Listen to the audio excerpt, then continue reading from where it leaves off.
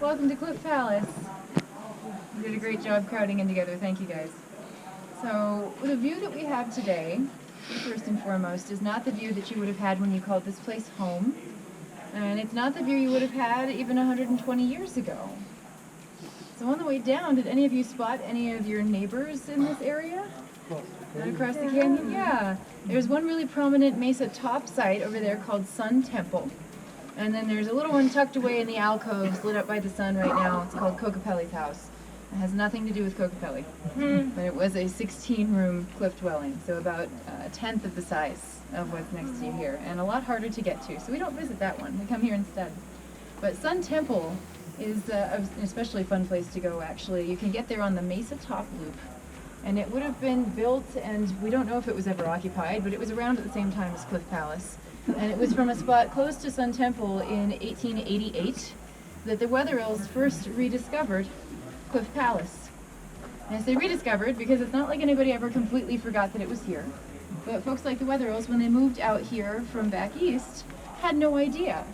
And they were part of the first group of people to settle in this area to start really advertising the presence of Mesa Verde to the world. And they were guides here for quite a while. They ran a cattle ranch in the summer down by Mancos. And during the fall and winter months, you could pay them for the privilege of taking a very long and uncomfortable horseback ride up the side of the mesa and coming into a place like Cliff Palace. So we've got some pictures I'm going to pass around for you guys that were taken, all of them prior to 1909 or so, which is when this building was cleaned out and restored to its present state. So as these come around, take a look and see what's the same and what's not. I'm always pleasantly surprised at how much is the same.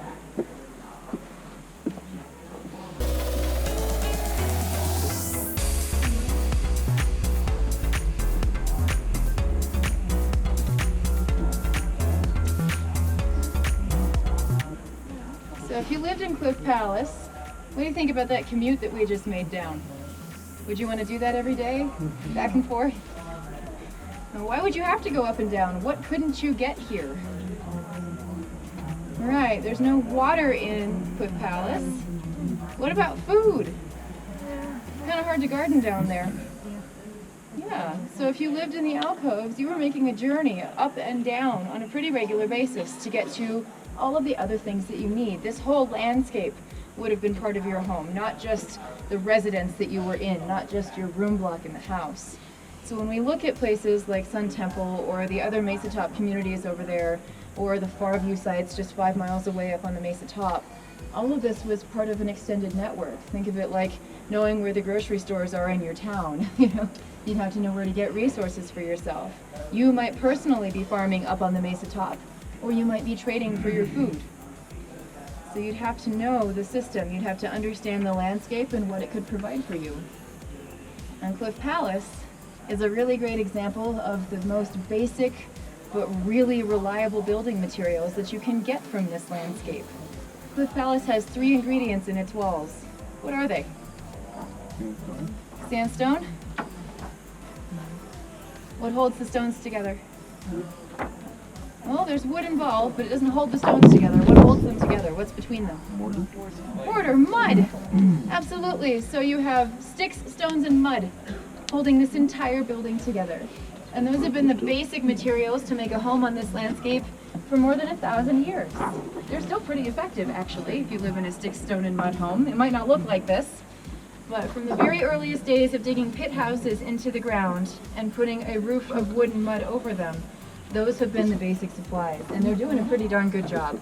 As those pictures come around, you can see, especially in the back of the alcoves here at Cliff Palace, those structures in the back have been there. We didn't change those. We didn't rebuild the majority of what you see. What % of this building do you think is the original stuff? 70, what did I hear over here? 75, all right, I heard 90 over here.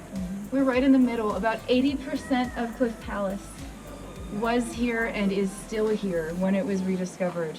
It was left behind. The last families walked away from this place in 1300 AD. So for 700 years it sat with no maintenance, and it still looks pretty darn good. When we look across it, we have a combination of old and new here. We have, in the very front of that picture, you'll see there was a lot of rubble. And in the back, we have more intact walls. So if you had come here with the Weatherills, you would have come here and probably ridden up the canyon and possibly taken a very perilous route down. I haven't quite found out how they got here to begin with. I'm pretty sure they just rode up. So it's a long day. It would have taken you about 2 days to get out here from what I've been reading. So you would have come all the way out here, and instead of having this group gathering right here with the ranger, you might have come out for a picnic. And you would have sat on top of that rubble, and you would have looked around the building, and the Weatherills would have poked around with you a little bit and told you perhaps where they had found some of the things that they would have had at their ranch home, or that they had sold in collections to museums that are now across the U.S. and around the world. And then perhaps you would have had the chance to get your own souvenir. So think for a minute about your own house, about all the stuff inside of it. Now think about if you had to leave, if you had to move, and you could only take stuff you could carry. No car, just what you could carry, or get your dog to carry for you. Now, with all the stuff that you left behind, can you imagine somebody coming into your house about once every couple of weeks for half the year, so not often, but often enough, and taking one of your things for 30 years? Even if you had a house with 150 rooms, after a while you'd run low on stuff. And that's what started to happen here at Cliff Palace and in other places across Mesa Verde and the Southwest. For a long time, that was what you did. Local families came and picnicked here and rummaged around and found curios or collectibles, these pieces of the past. We didn't have a full understanding of them, but they were beautiful things. So they were taken away. And a lot of them have never been found or returned. By the time we got here in 1906 and established Mesa Verde National Park, by the time Jesse Walter Fuchs began excavating and stabilizing in 1909, wasn't a lot left as far as the things people touch inside the walls. So I love Cliff Palace because it has so many walls. It doesn't have the things inside anymore. It doesn't have the cooking pots or the sleeping mats or the sandals that were worn out through the heel. Those things are mostly long gone. Some of them you can see at the Chapin Mesa Museum. I definitely recommend a cruise through there. There's some really remarkable stuff, especially after being in this building. If you go back and you look at the things that were used by the people who lived here, it really puts it together. But the walls themselves are full of stories, and sometimes they even have the fingerprints of the people who built them still in the mud. So there's plenty for us still here to understand. And there's plenty that we don't know and may never understand. I like to turn it around again on my own house and think, all right, if someone were to come into my house and there was no stuff left in it, just the paint I left on the walls, maybe I forgot my shower curtain or something like that when I left, could they figure out anything about me? Looking at certain types of architecture overall, if you stumble across a neighborhood built in the 1950s in the Midwest, is that going to tell you something different than a neighborhood built in the 1970s in New York? Probably. Walls tell stories, and the walls that we build define us in ways that we may not even know are happening.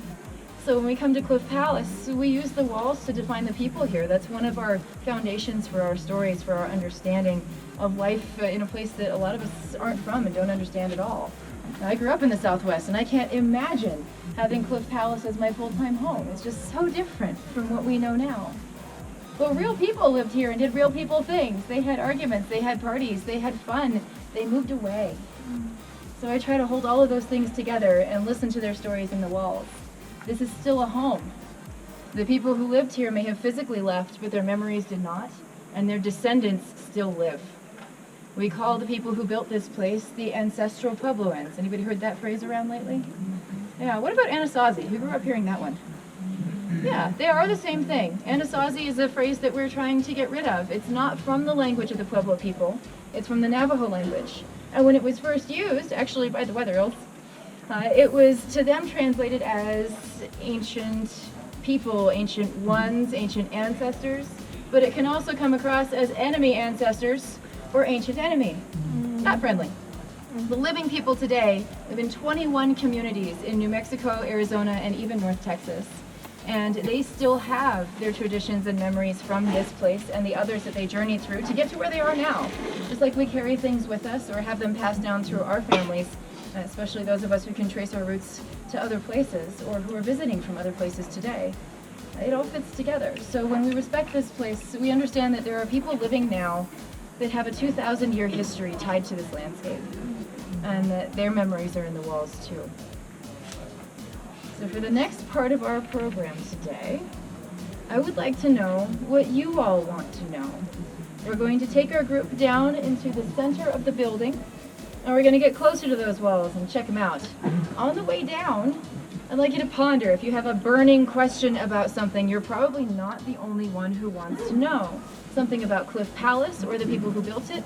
I would like to try and answer some of those questions for you. So this part of the program is yours. We're going to walk down our next set of uneven steps, and we're going to gather in the central area of the building. I'll go first, and I'll meet you guys down there. Feel free to linger and take some pictures as you come, but we're going to try to gather so you can all hear me, and we're all roughly in the same space. Cliff Palace is pretty big.